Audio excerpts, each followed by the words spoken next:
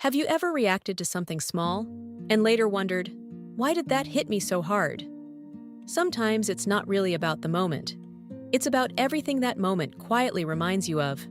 You might get upset because someone didn't reply to your message, or feel hurt because someone made a small comment about you, and deep down you know, this shouldn't bother me this much, but somehow it does. Imagine this. You send a message to a friend. Hours pass. No reply. Your mind starts whispering things like, did I say something wrong? Maybe they're ignoring me. Maybe I'm not that important. Now, the situation itself is small. Someone just hasn't replied yet. But the feeling suddenly becomes huge. Your chest feels tight. Your mood changes. You start replaying conversations in your head. Why? Because that moment is quietly touching an older feeling. Maybe it reminds you of times you felt overlooked, times when people didn't choose you, times when you had to wonder where you stood with someone. So the present moment becomes heavier than it actually is. Here's another everyday example. Someone gives you feedback at work. They simply say, next time, try doing it this way. But inside, you instantly feel defensive or embarrassed. You start thinking, they think I'm not good enough. Did I mess everything up?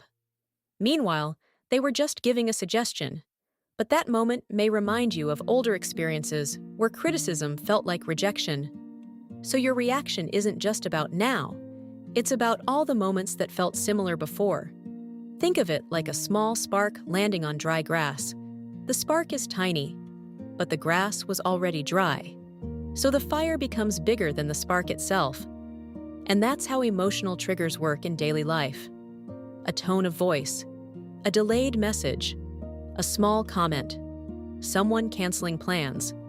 None of these things are huge by themselves, but when they touch a deeper feeling you've carried for a long time, the reaction suddenly feels much bigger than the situation.